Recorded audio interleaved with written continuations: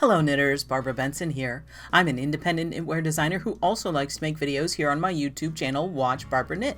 Make sure to check in the description notes below the video where you will find links to all of my online shenanigans, including how to get my patterns to knit up for yourself, how to join the Watch Barbara Knit Facebook group, how to support me on Patreon, and where to get Watch Barbara Knit merchandise. And anything I talk about in this video, you will find links in the description notes. So make sure to check that out. Today, I'm very excited to kick February off with a brand new pattern. This one has been quite a long time in the making because it's fairly complex, and I'm excited how it came out. And I hope y'all who have been playing along at home, and by playing along at home, I mean that you're either watching my Instagram and seeing pictures or coming to the lives that are the last Thursday of every month and seeing me. You've seen this whole process. I hope y'all are excited as I am about this. And you can see it on my lovely assistant, my silent partner in the back. The name of this shawl, and it is indeed a shawl, is Hurricane Season. Now, the reason why it's called Hurricane Season is twofold. That sounds fancy, doesn't it? It is about the movement and how it's a little bit on the chaotic side. I'll show it to you closer up, but it's got that kind of stormy feel to it visually, as far as I'm concerned.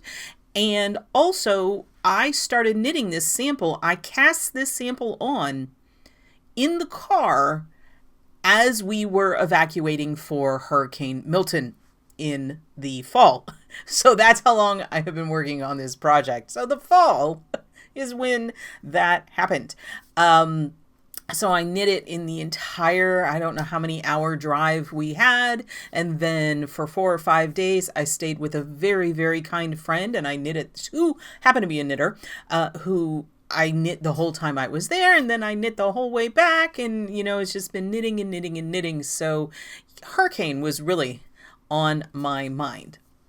Now, when I was first designing it, hurricanes really weren't at the forefront of my mind. What I was thinking about is variegated yarn. Realistically, like, one of the big motivations that I had to even start designing is that I was fairly early on in my knitting career. I loved variegated yarn. I still love variegated yarn, but finding a pattern to play well with variegated yarn has always been a challenge. And specifically, I liked knitting lace shawls. And finding a lace shawl that you can knit with variegated yarn was, especially, so this was like 2010, 2011, it was really hard to do. Everything I tried to do just didn't work well. And one of the reasons I started designing was I wanted to create that shawl that I could knit in a pretty skein of variegated yarn. So that very much was the motivation behind this particular pattern. I wanted something that played well. Now, this particular yarn is, I just pulled it out of my stash. I mean, I hadn't really planned on starting knitting it, but we were walking out the door for hurricane evacuation, and I'm like, hey, I have this skein that I just bought. I had already balled it up. It is Malabrigo Ultimate Sock, which is a light fingering weight yarn. And this is the color Anniversario, which was their anniversary color that they put out several years ago. And it is one of their very heavily variegated yarns. And I wanted to use a color that would really challenge, and I could see if it would work in this stitch pattern. This is a side-to-side asymmetrical triangle, also known as a boomerang shaped shawl.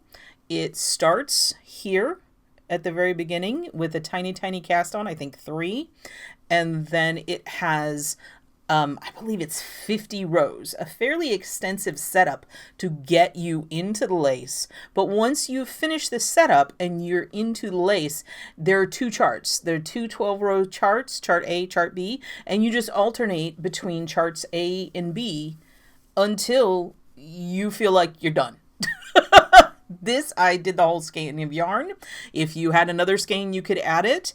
It's open-ended. So I really haven't even stated the gauge on the pattern because there's not enough stockinette in this to really measure. So it wouldn't be particularly effective. And I know, and you know, that y'all are not going to swatch in pattern for a shawl. I'm just telling it like it is. So I told you what I used, and I'm going to go into this, but what I did do is that the pattern, similar to Impulse Buy, includes a whole second page, and I mean an entire page, talking about yarn weight and gauge. And what I said is the pictured sample was knit in a light fingering, and light fingering is different than regular fingering. Do not mistake that. Light fingering weight yarn on a US size 5. See, if I knit a shawl on just that's regular fingering weight, I will normally knit it on a 6 or possibly even a 7. I went down to a 5 because this is a light fingering, and it's because I know my tension and how I knit and what kind of drape I'm going to get. And I said this worked well for me because I'm a tight knitter. If you're a looser knitter, you might want to drop down to a 4. It's just going to depend on how that works for you. The important thing is the fabric you're creating has a nice drape and is on the looser side, keeping in mind that it will loosen up even more if and when you block it, especially if you're using silk, rayon, or another low memory fiber. So I have this information, and then I talk about the needle itself, and then I talk about analyzing consider the first this much of your shawl to be your swatch. Okay, and then you're going to evaluate it, and does it feel too tight or too stiff? Then you're going to go up a needle size. Are the holes too small? Go up a needle size. Does it feel too floppy? Do you not like how open it is? Go down a needle size. Do you dislike how big the stitches look? Go down a needle size, because too big, you want to go smaller. It's really easy to do. Then I go through fingering weight, sport weight, fingering / sock weight, sport / DK weight, worsted weight, bulky weight. I give suggestions for a needle range. Like for sport DK weight, I'm saying 6 to 7, but you might need to go up even further depending on how you like your fabric. I'm giving you a vague gauge range if you're doing stockinette, but again, you need to evaluate it. And then a minimum yarn for average shawl. So for sport DK weight, I say you need 2 100-gram skeins, about 200 grams in total. Now, with sport weight, you might be able to get away with like a skein and a half, like 150 grams. You just need to get an average. If you want it bigger, you need more. If you want it smaller, you don't need quite so much. So there's this whole page in the pattern about how to figure out matching the yarn with the needle size with the amount of yardage to get the shawl that you want size-wise. So that's why I don't have gauge. So when I say I didn't list gauge, I didn't list like specific gauge for this, but I gave a lot of guidance on gauge. So here is the stitch. And this stitch pattern essentially uses all of the tricks that I have figured out over the years to make variegated play nicely. One thing is the amount of hole you have versus the amount of fabric you have.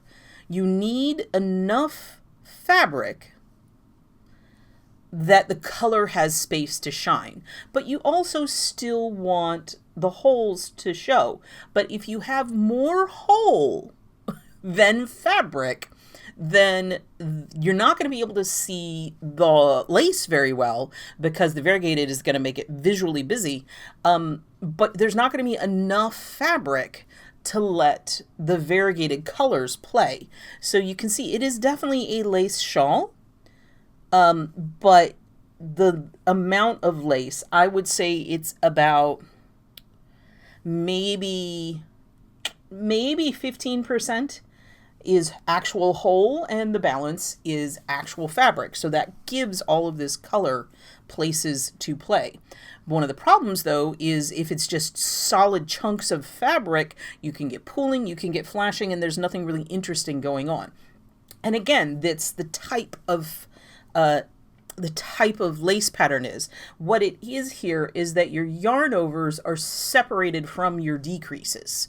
And that's what makes this swerviness happen, is that you're moving the fabric. These columns are in between. And then also you have these little kind of diamond shapes.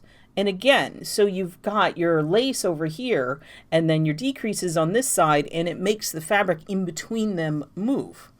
Another element is that there are 3 different fabric textures going on here. You've got reverse stockinette, and ribbing.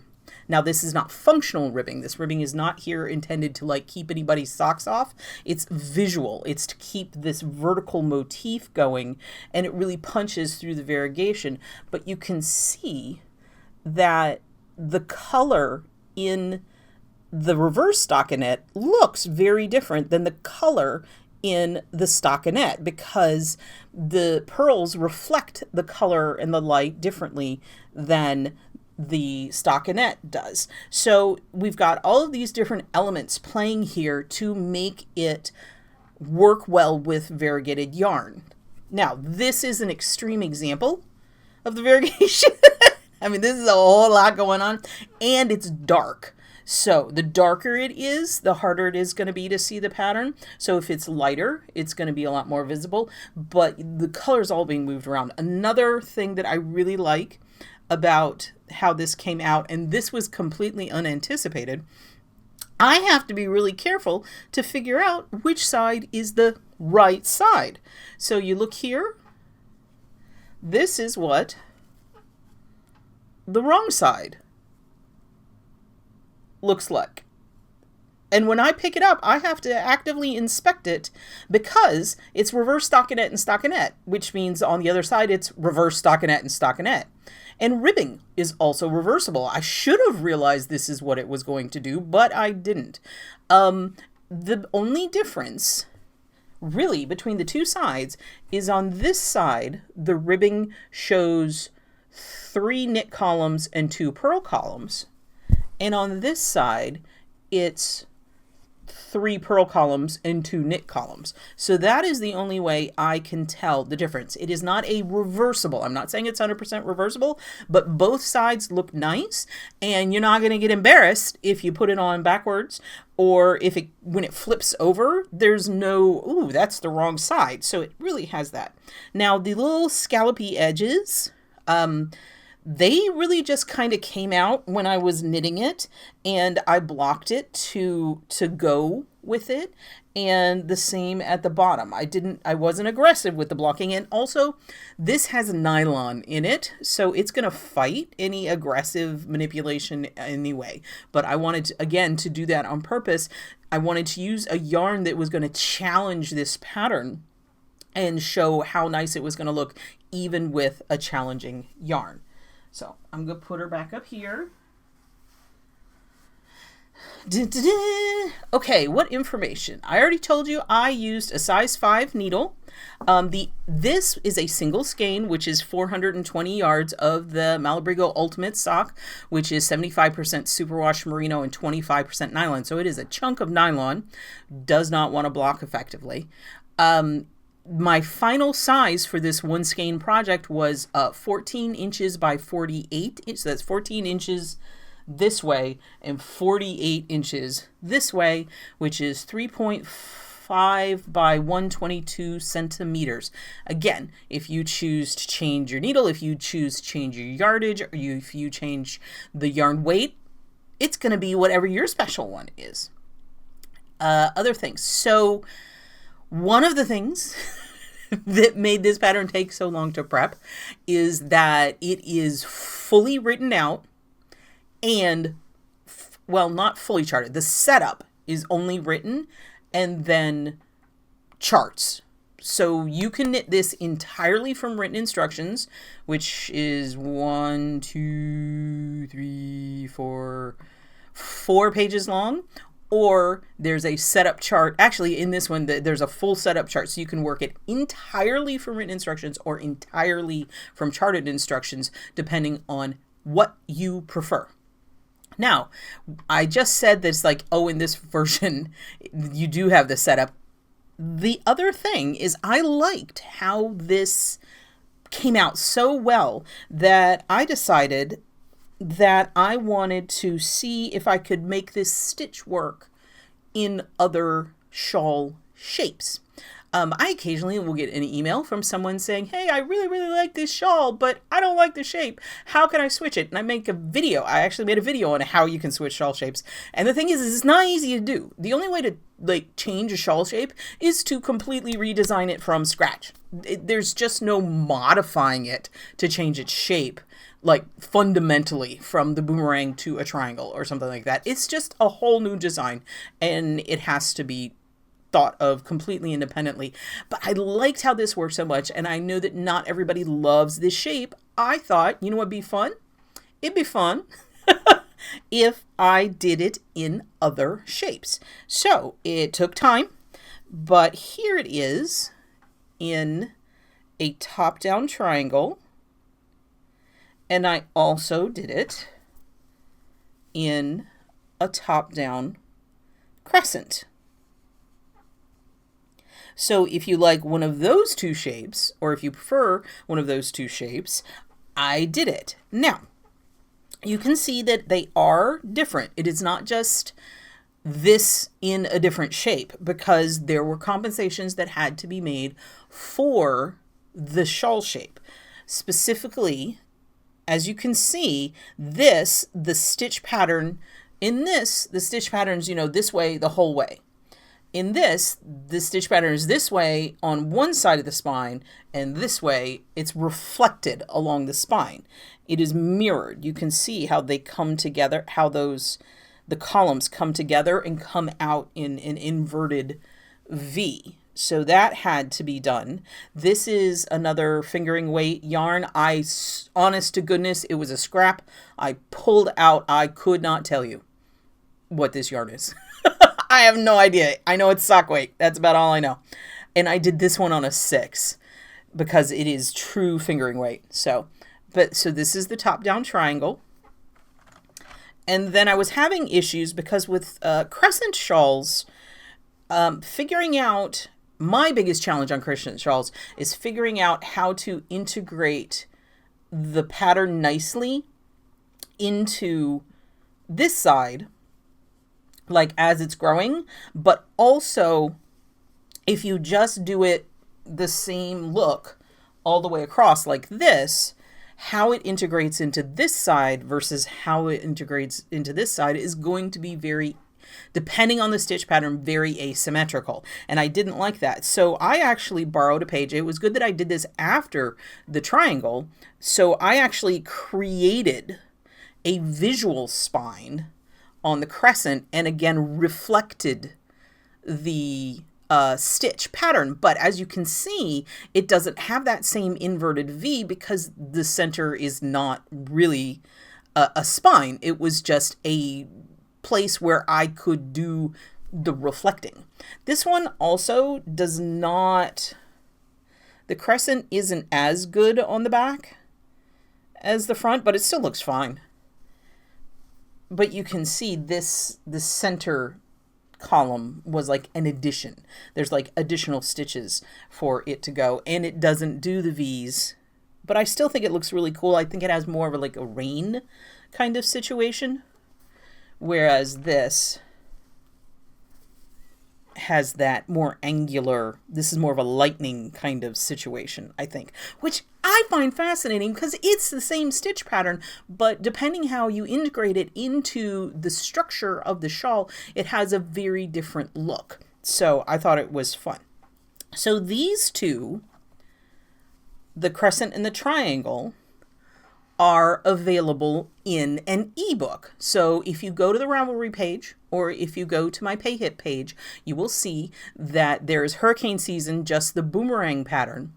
And then there's a Hurricane Season ebook. Now the Hurricane Season ebook has the entirety of the original boomerang, which is what the samples and all the photographs are of. And then the ebook has the two more patterns in it. It has the triangle pattern and it has the crescent pattern, but I did not knit full-size shawls from those two patterns, and I did not photograph full-size shawls. The only photographs you're going to see are of these little tiny guys. Oh, and by the way, this was in sport weight. So this was sport. This I do know what it is. Again, it's something out of my stash. This is Lola Bean. I don't know. There you go. And I think this might even be a discontinued yarn. It is Green Bean, 75-25 merino nylon, and DK weight. So you know, it can be done in DK weight with no problem. So the ebook is 14 pages long. The just the boomerang is 7 pages long. Yes, just the boomerang is 7 pages long. The ebook, I got to open it up, is 14 pages long.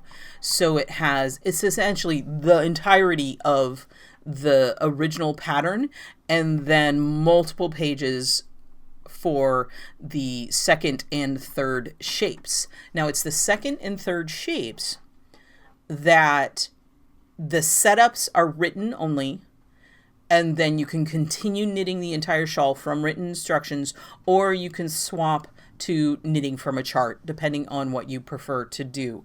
Honestly, the setups I originally had, because I knit it entirely from chart, and the setup portion, it just wasn't, there was no point in having a chart. It's very simple instructions, and it's just getting you established. Both of these two, because of the spine, require stitch markers. You're going to need 2 stitch markers for those. And the little samples I made, I consider them proof of concept. I knit the setup as written, and then I knit the one full row repeat of the motif, which in the triangle is 1 chart and in the crescent is 3 charts, but they're smaller. And because the whole thing, all of them, it's a 24 row motif. So I knit the setup, and then 24 rows, and then 12 rows to make sure that the chart repeated effectively, because frankly, after I knit that 25th row, I would know whether or not everything mathed out the way I expected it to math out. But I went ahead and finished half the chart, because that's where one of the things comes to a point, just so it would be aesthetically pleasing for the photographs. So that's cool. I liked it.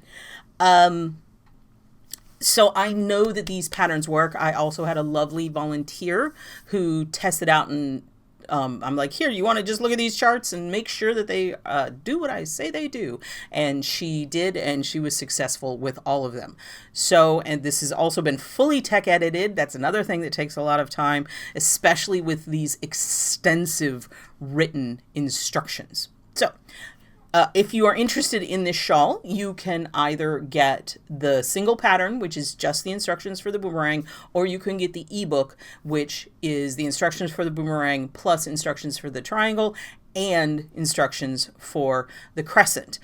Because I did not do full photo shoots on them, and I did not knit full shawls, and it's like the same stitch pattern, I did discount the additional 2 patterns. So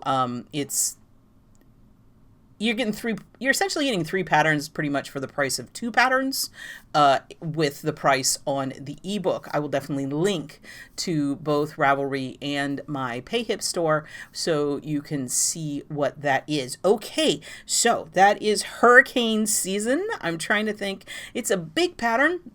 This one has been very in-depth. I'm really curious and would love to hear in the comments what y'all think about this idea of doing the same stitch pattern in different shapes, because it was a fun challenge and it was really interesting for me to see how the different shapes affected the movement and how the stitch pattern came across. But I don't know how many of these stitch patterns I could come up with. I was really pleased with how this played with. I mean, I'm really happy with it. And of course, it will look fantastic in solid yarn or very lightly tonal yarn. It's pretty much, it's not hard to find things that work well in those kind of colors. And I think that would really allow the texture of it to pop really nicely, but it can also handle these divas who just sit in our closet and mock us. So I'd love to hear your thoughts on this shawl. If you're going to knit it, what shape you're going to knit it in. So if you like this video, please give it a thumbs up, click that like button. And if you would like to be notified whenever I upload a new video, please subscribe to my channel and select notifications. Thank you so much.